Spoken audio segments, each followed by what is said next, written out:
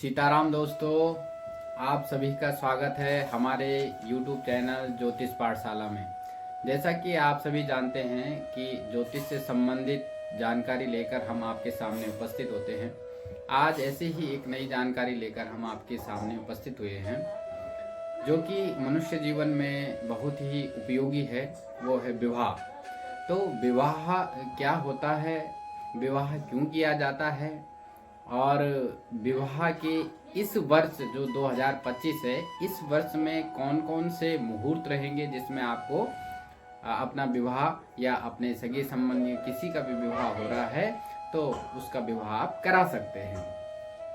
तो जो विवाह है, विवाह के बाद आदमी का गृहस्थ आश्रम होता है वो प्रारंभ हो जाता है, और इसी गृहस्थ आश्रम को जो है सभी आश्रमों का मूल या सभी आश्रमों की योनि कहा गया है, उत्पत्ति स्थान कहा गया है। जैसे कि मनु महाराज जी कहते हैं कि द्वितीय मायुषो भागम कृत दारो गृहे वसेत।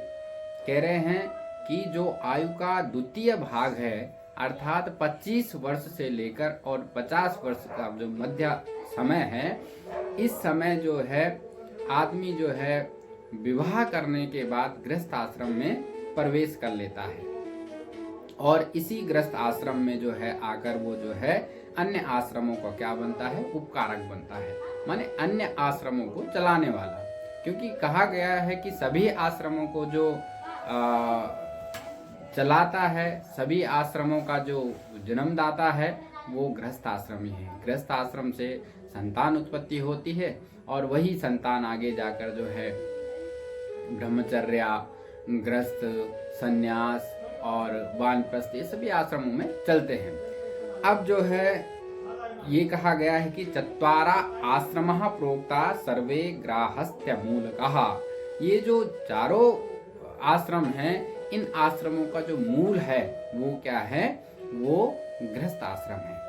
और गृहस्थ आश्रम में आदमी कब प्रवेश करता है, जब उसका विवाह होता है। विवाह होने के पश्चात ही जो है वो गृहस्थ आश्रम में प्रवेश करता है। अब कहते हैं कि ये जो गृहस्थ आश्रम है, ये चारों आश्रमों का तो मूल है, उत्पत्ति है, लेकिन गृहस्थ आश्रम का जो मूल है वो क्या है, वो है स्त्री, पत्नी। अब एक होता है घर, गृह, लेकिन उस घर को आप तभी घर कहोगे, तभी गृह कहोगे जब उसमें आपकी स्त्री होगी, आपकी अर्धांगिनी होगी। कहा गया है कि न गृहम गृह मित्याहु गृहिणी गृह मुच्यते। एक घर को घर नहीं कहा जा सकता, बल्कि जो स्त्री है उसी को घर कहा जाता है। इसी को लेकर हम आगे चलते हैं कि विवाह क्यों किया जाता है, विवाह क्या है। तो कहते हैं कि जो वर वधू होते हैं उनके मध्य जो एक पवित्र आध्यात्मिक संबंध होता है, जो अग्नि, देवताओं आदि के सामने उनको साक्ष्य मानकर संपादित किया जाता है, उसी संस्कार को हम विवाह कहते हैं। स्थूल रूप से आप इसे जो है एक लौकिक उत्सव कह सकते हैं, लेकिन यदि संस्कार के जीवन में आप इसे देखेंगे तो ये सभी मर्यादाओं को स्थापना करने वाला संस्कार है। इसी से जो है संतान उत्पत्ति के द्वारा हम जो है जो हमारा पितृ ऋण है, तीनों ऋण आप समझ सकते हो कि पितृ ऋण, देव ऋण और ऋषि ऋण, इनसे क्या हो जाते हैं, मुक्त हो जाते हैं। विशेषकर पितृ ऋण से हम इससे क्या हो जाते हैं, मुक्त हो जाते हैं। इसके द्वारा जो है विवाह में जो है ब्रह्मचर्य, जो संयमित ब्रह्मचर्य है, सदाचार, अतिथि संस्कार और अन्य प्राणियों की जो है सेवा करना, इसका परम लक्ष्य है और परम उद्देश्य होना चाहिए।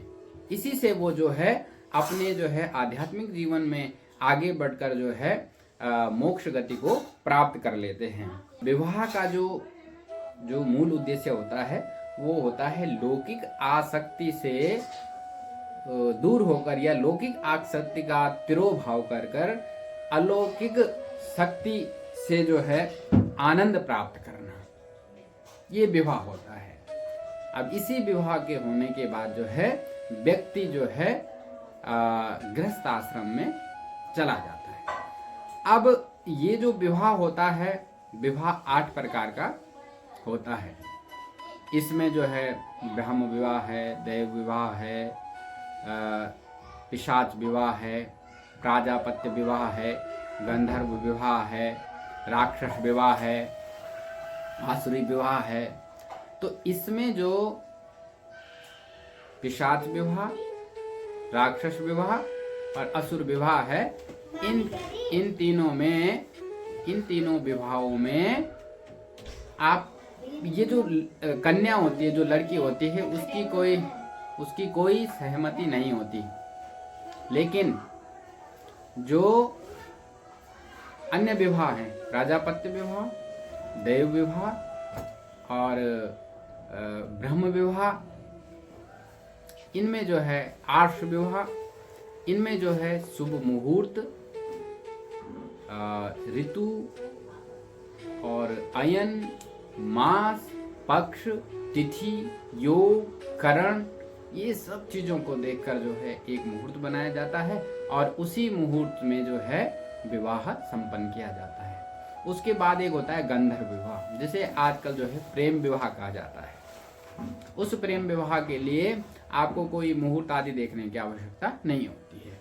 तो ये हम जो आज आपके सामने विषय लेकर आए हैं कि 2025 में यदि ये आपके संबंधियों में, आपके घर में किसी का विवाह होना है और आप एक शुभ विवाह मुहूर्त ढूंढ रहे हैं, तो हम वो शुभ विवाह मुहूर्त आपको यहाँ पर बताने जा रहे हैं। लेकिन उससे पहले ये बता रहे हैं कि मुहूर्त क्या होता है और इसका फल क्या होता है।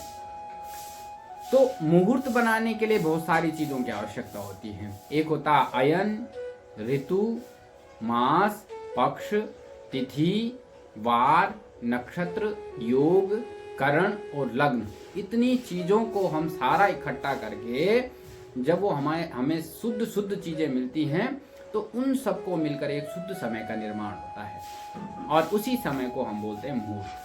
और जब ऐसे शुद्ध समय में कोई कार्य संपादित किया जाता है, तो वो कार्य जिस निमित्त आप उस कार्य को कर रहे हैं, वो निश्चित ही जो है फलीभूत हो जाता है और वो पूर्ण हो जाता है। इसीलिए विवाह के लिए मुहूर्त अति आवश्यक है। अब जैसे कि हमने बताया कि आसुरी विवाह है, पिशाच विवाह है, राक्षस विवाह है, इनमें जो है मुहूर्त आदि देखने की आवश्यकता नहीं है, क्योंकि इन विवाहों में कहीं पर तो पैसे देकर जो है कन्या को दे दिया जाता है, कहीं पर छल, बल और धोखे से जो है कन्या को ले जाया जाता है, जो आजकल आपको समाज में दिख रहा है, और कहीं पर जो है युद्ध आदि करके डरा धमका कर कन्या को ले जाया जाता है। तो इनमें तो कोई आवश्यकता, क्योंकि कन्या की इसमें कोई रजामंदी होती नहीं, तो इसमें कोई आवश्यकता होती नहीं मुहूर्त देखने की। गंधर्व विवाह भी प्रेम विवाह है जो आजकल चल रहा है, इसमें भी जो है मुहूर्त आदि देखने की आवश्यकता नहीं होती है। लेकिन जो हमने बताया है कि ब्राह्म विवाह है, देव विवाह है, आर्ष विवाह है और प्राजापत्य विवाह है, इनमें हमें मुहूर्त देखने की आवश्यकता होती है। और समाज में जो हो आजकल विवाह हो रहे हैं, उसमें प्राजापत्य विवाह ही चल रहा है। जो ये विवाह हम करते हैं, जिसमें कि इच्छुक जो युवक होता है, वो जो है कन्या के घर जाकर वहाँ पर वागदान, सगाई आदि करते हैं और उसके बाद विवाह उत्सव मनाया जाता है। तो ये प्राजापत्य विवाह है, इसमें जो है मुहूर्त की अति आवश्यकता है। अब मुहूर्त में हमने बताया कि अंतिम में एक लग्न आता है। तो लग्न की महत्ता क्या है, लग्न क्यों लग्न होता है? जैसे हम बोलते हैं कि मुहूर्त किस समय का है शादी का, तो वो मुहूर्त जो होता है वो लग्न ही होता है कि आपका मेष लग्न है, उस समय वृष लग्न है, कौन सा लग्न है। अब लग्न क्यों लिया जाता है, उसके लिए हमारे शास्त्रों में मुहूर्त चिंतामणि में आपको एक श्लोक मिलेगा। विवाह प्रकरण का प्रथम श्लोक है कि भार्या त्रिवर्ग करणम शुभ शील युक्तः शीलम शुभम भवति लग्न वशेन तस्याः तस्मात् विवाह समयः परिचिन्त्यते हि तन्निघ्नता मुपगता सुतशील धर्मा।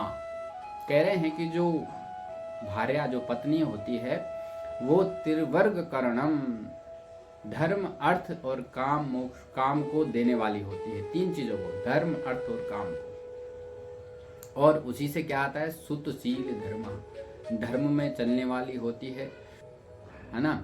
और जो है संतान को देने वाली होती है। तो अगर विवाह से पूर्व कोई कन्या जो है उसका व्यवहार बहुत अच्छा नहीं है, लेकिन आपने बहुत अच्छे लग्न में विवाह कर दिया है, तो उस लग्न का प्रभाव पड़ने के कारण जब वो ससुराल में आएगी तो उसका सबके साथ साथ व्यवहार होगा, पति पत्नी के बीच में जो है बहुत अच्छा तालमेल रहेगा, अच्छी संतति को प्रदान करने वाली होगी और धार्मिक आचरण करने वाली होगी। घर में धार्मिक अनुष्ठान हो, पूजा पाठ हो, ये सारी चीजें करने वाली होगी। लेकिन ठीक इसके विपरीत हुआ, यदि मुहूर्त के अनुसार जो है विवाह नहीं होता है, तो उससे आपको आजकल समाज में देखने को मिल ही रहा है कि समाज में क्या हो रहा है। विवाह होने के 3 महीने बाद, 4 महीने बाद या 1 साल बाद जो है विवाह विच्छेद हो जा रहे हैं। विवाह होने के 2-3 महीने बाद ही पति पत्नी का तालमेल अच्छा नहीं है, दोनों के बीच में मतभेद, झगड़ा, कलह, इस तरीके का वातावरण घर में बना हुआ है। इसका मुख्य कारण यही है। और आप देखेंगे कि विवाह की आजकल हमारी क्या परिपाटी चली है कि विवाह में आप देखते हैं कि 2-2 प्रकार के विवाह हो रहे हैं। हमने 8 प्रकार के विवाह बताए, उनमें से 1 प्रकार का विवाह आपको करना है।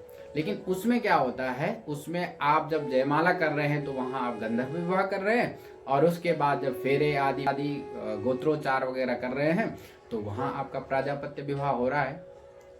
तो कहने का तात्पर्य ये है कि ये आचरण जो है, ये जो संस्कार विवाह का हो रहा है, ये उचित नहीं है। इसमें हमें जो है शुभ लग्न में, शुभ मुहूर्त में और सही समय में और अच्छे तरीके से पूजा पाठ करके ही विवाह संस्कार को संपादित करना चाहिए, ताकि उनका संपूर्ण गृहस्थ जीवन जो है शुभ रहे, अच्छा रहे।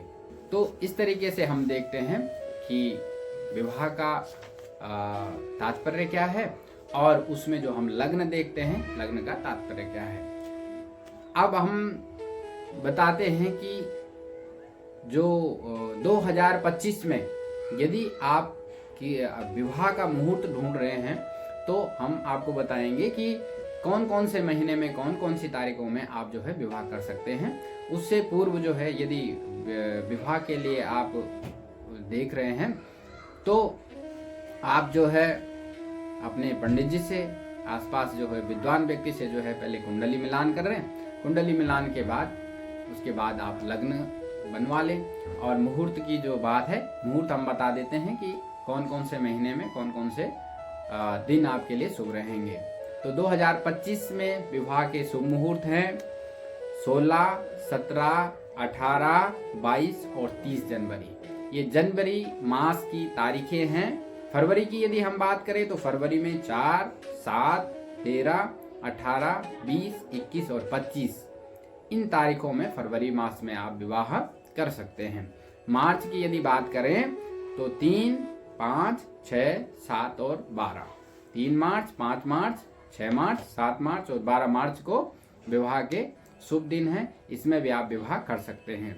यदि अप्रैल की बात करें, अप्रैल 2025 में 14, 16, 18, 20, 21, 22, 25, 29 और 30, इन दिनों में आप जो है विवाह कर सकते हैं अप्रैल मास में। मई महीने की बात करें तो मई में 5, 6, 7, 8, 13, 17, 18, 19, 24 और 28, इन दिनों में, इन तारीखों में मई मास में आप विवाह कर सकते हैं। ये बहुत अच्छे मुहूर्त हैं। जून की यदि हम बात करें तो 1, 2, 4, 7, 8, 9 और 10, इन दिनों में भी आप विवाह कर सकते हैं। ये जैसे कि हम देखते हैं कि विवाह का जो समय होता है, जैसे हमने सबसे पहले कहा था कि अयन भी देखते हैं, तो मकर संक्रांति 14 जनवरी से लेकर और 14 जुलाई के आसपास तक, ये 6 महीने जो होते हैं, इनमें भगवान सूर्यनारायण उत्तरायण में होते हैं। तो इन्हीं 6 महीनों में विवाह के दिन होते हैं। उसके बाद भगवान विष्णु अपने 4 मास के लिए शयन पर चले जाते हैं। इसलिए विवाह के कोई दिन नहीं होते हैं। एक जो है महीना होता है नवंबर का, जिसे हम मार्गशीर्ष कहते हैं। 15 नवंबर के बाद मार्गशीर्ष महीना और 15 दिसंबर से पहले मार्गशीर्ष होता है। उसमें विवाह के मुहूर्त आपको देखने को मिलेंगे और दक्षिणायन में, लेकिन हम कहते हैं कि दक्षिणायन में विवाह के मुहूर्त नहीं होते हैं। तो उसमें क्यों होते हैं? तो ये कहा गया है कि विभूति योग में भगवान श्री कृष्ण ने स्वयं कहा है कि मासाना मार्गशीर्षोऽहम्। गीता के 10वें अध्याय विभूति योग में भगवान श्री कृष्ण कहते हैं मासाना मार्गशीर्षोऽहम्, कि महीनों में मैं स्वयं मार्गशीर्ष महीना हूँ। तो जो महीना भगवान कृष्ण स्वयं है, तो उस महीने में दोष किस प्रकार का? तो इसीलिए नवंबर के मास में भी आपको कुछ दिन देखने को मिलेंगे। वो हैं 22, 23, 24, 25, 26, 27, 29, 30। ये नवंबर मास के दिन हैं, मुहूर्त हैं, जिसमें आप विवाह कर सकते हैं। और दिसंबर 2025 में 4 दिसंबर और 6 दिसंबर ये 2 दिन हैं। इनमें आप निश्चिंत रूप से विवाह कर सकते हैं। ये शुभ दिन है, इसमें आप जो है विवाह कर सकते हैं। तो ये सारे हमने आपको विवाह के मुहूर्त बताए। अगर आपको वीडियो अच्छी लगी हो तो लाइक करें और सब्सक्राइब करें, और इसी तरह की नई जानकारी के लिए हमसे जुड़े रहें। तब तक के लिए सीताराम।